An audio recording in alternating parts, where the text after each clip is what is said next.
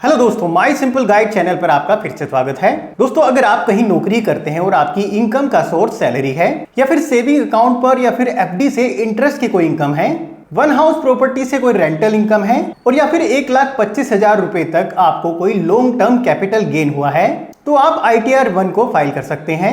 आज की इस वीडियो में मैं आपको बताने वाला हूं कि आप न्यू टैक्स रिजिम के अंतर्गत अपनी ITR को अपने मोबाइल से कैसे भर सकते हैं। उसका लाइव प्रोसेस आगे इस वीडियो में मैं आपको बताने वाला हूं, तो वीडियो को ध्यान से बिना स्किप किए एंड तक जरूर देखना।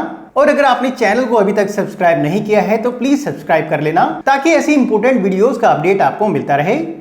दोस्तों, ITR ऑनलाइन फाइल करने से पहले दो डॉक्यूमेंट हैं जो सबसे इंपॉर्टेंट है। पहला फॉर्म 16 जो कि आपके एम्प्लॉयर से मिलता है और दूसरा फॉर्म 26AH जो कि आप इनकम टैक्स के पोर्टल से खुद ब खुद डाउनलोड कर सकते हैं। वो कैसे, उसकी एक वीडियो का लिंक मैं आपको नीचे डिस्क्रिप्शन में डाल दूंगा, आप चेकआउट कर सकते हैं।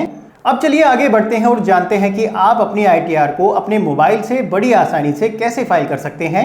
दोस्तों, मैं प्रमोद और आप देख रहे हैं माय सिंपल गाइड।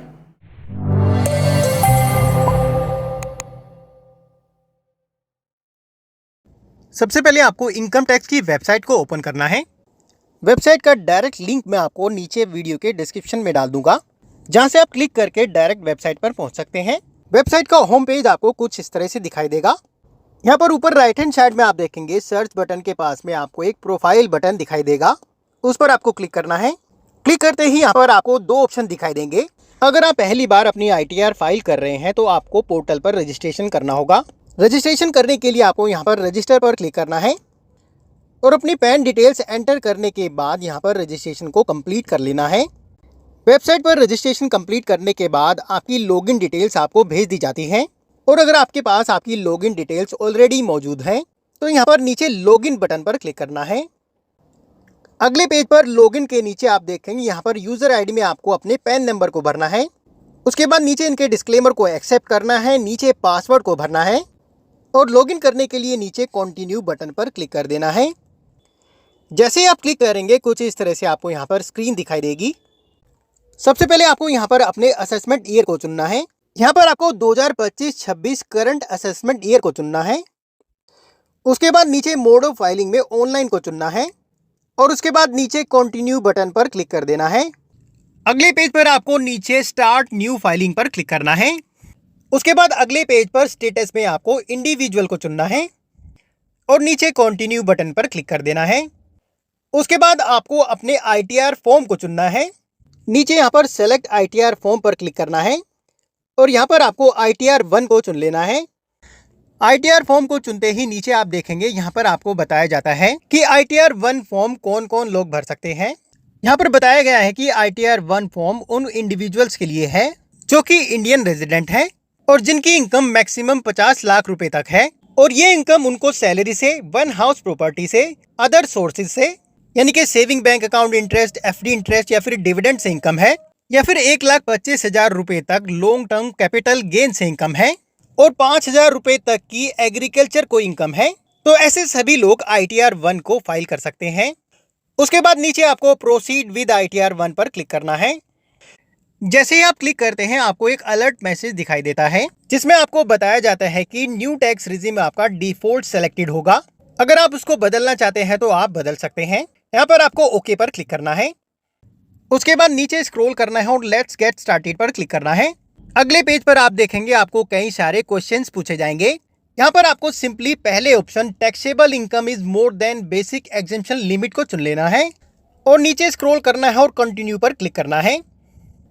क्लिक करते ही आपको दोबारा से एक अलर्ट मैसेज दिखाई देगा, उसको आपको ओके करना है। अगले पेज पर आप देखेंगे आपको 5 सेक्शंस दिखाई देंगे। ITR फाइल करने के लिए आपको इन पांचों सेक्शंस को कंफर्म करना है। तो यहाँ पर आपको सबसे पहले पर्सनल इंफॉर्मेशन पर क्लिक करना है। क्लिक करते ही सबसे पहले आपको आपकी पर्सनल डिटेल्स दिखाई देंगी। उसके बाद आपको नीचे स्क्रॉल करना है। नीचे आपको नेचर ऑफ एम्प्लॉयमेंट में अपनी एम्प्लॉयमेंट के नेचर को चुनना है। यहाँ पर अगर आप प्राइवेट जॉब करते हैं तो आपको अदर्स को चुनना है और उसके बाद आपको नीचे स्क्रॉल करना है। नीचे आपसे पूछा जाएगा कि आप अपनी ITR को ओल्ड टैक्स रिजिम या फिर न्यू टैक्स रिजिम किस ऑप्शन के साथ भरना चाहते हैं। बाय डिफॉल्ट यहाँ पर आपका न्यू टैक्स रिजिम सेलेक्टेड होगा। अगर आप ओल्ड टैक्स रिजिम के साथ जाना चाहते हैं तो यस को चुनना है और न्यू टैक्स रिजिम के लिए आपको नो को चुनना है। तो यहाँ पर मैंने न्यू टैक्स रिजिम को चुन लिया है। उसके बाद नीचे स्क्रॉल करना है। नीचे अगर आपका कोई रिफंड बनता है तो उसे आप किस बैंक में क्रेडिट कराना चाहते हैं उसे आपको चुनना है। यहाँ पर अगर आपकी कोई भी बैंक डिटेल्स एडिड नहीं है तो पहले आपको अपनी बैंक डिटेल्स ऐड करनी होगी। बिना बैंक डिटेल्स के आप ITR फाइल नहीं कर सकते हैं। बैंक डिटेल्स ऐड करने के लिए आपको नीचे ऐड अनदर पर क्लिक करना है और अपनी बैंक अकाउंट डिटेल्स यहाँ पर ऐड कर देनी है। उसके बाद आपको नीचे कंफर्म पर क्लिक करना है। जैसे आप क्लिक करेंगे आप देखेंगे आपका पहला सेक्शन कंफर्म हो जाएगा। उसके बाद आपको GTI यानी कि ग्रोस टोटल इनकम पर क्लिक करना है। क्लिक करते ही अगले पेज पर आप देखेंगे ग्रोस टोटल इनकम में आपको पहला हेड इनकम फ्रॉम सैलरी मिलेगा। यहाँ पर आपको अपनी सैलरी की इनकम को ऐड करना है। दोस्तों ये सैलरी के अमाउंट आपके फॉर्म 16 से ऑटोमेटिकली ले ली जाती हैं और अगर आपकी ये अमाउंट ऑटोमेटिक नहीं आती हैं या फिर आपके फॉर्म 16 से मैच नहीं खाती हैं तो आपको यहाँ पर सिंपली पेंसिल बटन पर क्लिक करना है। यहाँ पर सेकंड बॉक्स में सैलरी एज पर सेक्शन 17(1) में आपको पिछले फाइनेंशियल ईयर यानी कि 2024-25 की टोटल सैलरी की अमाउंट को यहाँ पर भरना है। टोटल सैलरी के अमाउंट भरने के बाद जैसे ही आप नीचे स्क्रॉल करेंगे यहाँ पर आप देख सकते हैं कि न्यू टैक्स रिजिम के अंतर्गत आपको 75,000 रुपए की स्टैंडर्ड डिडक्शन मिल जाती है। उसके बाद नीचे आप देखेंगे कि स्टैंडर्ड डिडक्शन घटाने के बाद आपकी टैक्सेबल इनकम निकल के आ जाएगी। उसके बाद आपको नीचे सेव पर क्लिक करना है। अगले पेज पर नीचे स्क्रॉल करेंगे तो इनकम का सेकंड हेड आपको इनकम फ्रॉम हाउस प्रॉपर्टी दिखाई देगा। यहाँ पर अगर आपकी वन हाउस प्रॉपर्टी से कोई रेंटल इनकम है तो उसकी डिटेल्स यहाँ पर आपको ऐड करनी है। ऐड करने के लिए सिंपली यहाँ पर पेंसिल पर क्लिक करना है और अपनी डिटेल्स को ऐड कर देना है। हमारे केस में ये अमाउंट नील है। उसके बाद नीचे स्क्रॉल करेंगे तो अगला हेड आपको दिखाई देगा इंटरेस्ट ऑन बोरोड कैपिटल।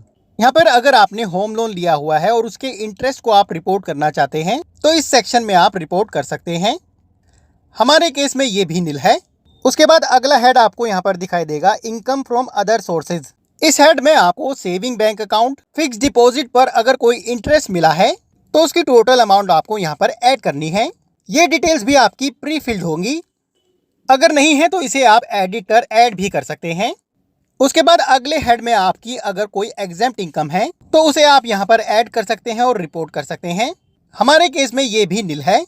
उसके बाद लास्ट इनकम हेड जो कि इनकम टैक्स डिपार्टमेंट द्वारा इसी साल यहाँ पर ऐड किया गया है। यहाँ पर अगर आपका 1,25,000 रुपए तक कोई लॉन्ग टर्म कैपिटल गेन हुआ है तो उसकी डिटेल्स आप यहाँ पर रिपोर्ट कर सकते हैं। जैसे कि म्यूचुअल फंड, शेयर मार्केट से अगर आपका कोई लॉन्ग टर्म कैपिटल गेन हुआ है तो उसकी डिटेल्स आप यहाँ पर रिपोर्ट कर सकते हैं। यहाँ पर सिंपली आपको पहले जितने में सेल किया है उसकी अमाउंट भरनी है।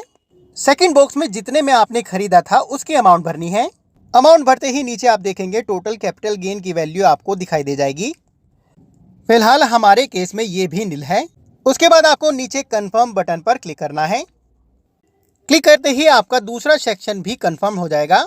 उसके बाद आपको तीसरे सेक्शन टोटल डिडक्शंस पर क्लिक करना है।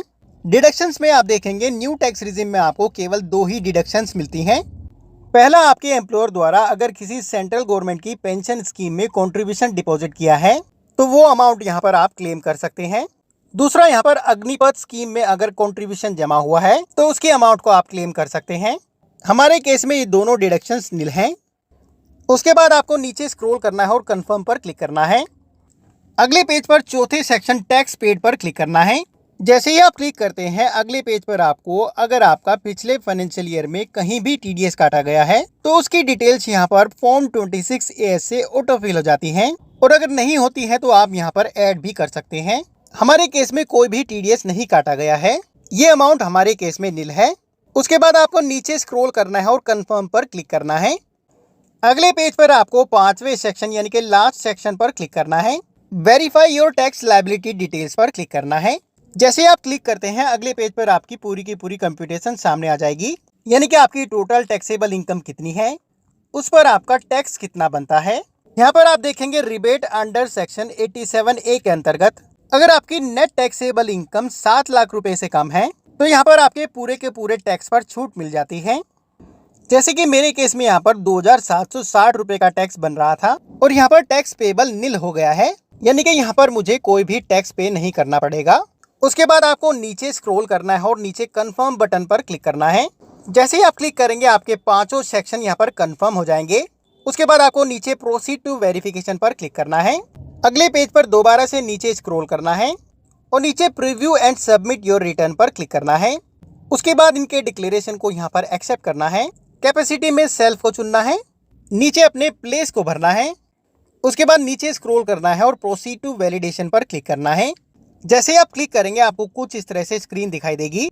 ग्रीन कलर में वैलिडेशन सक्सेसफुल लिखा मिलेगा, यानी कि आपकी ITR में कोई भी एरर नहीं है। उसके बाद आपको नीचे प्रीव्यू पर क्लिक करना है। जैसे आप क्लिक करेंगे अगले पेज पर आपकी ITR का पूरा प्रीव्यू दिखाया जाएगा। सिंपली आपको नीचे स्क्रॉल करना है और नीचे प्रोसीड टू वैलिडेशन पर क्लिक करना है।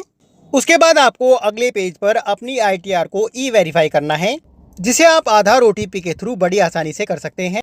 ई-वेरीफाई करते ही आपकी रिटर्न सक्सेसफुली सबमिट हो जाएगी।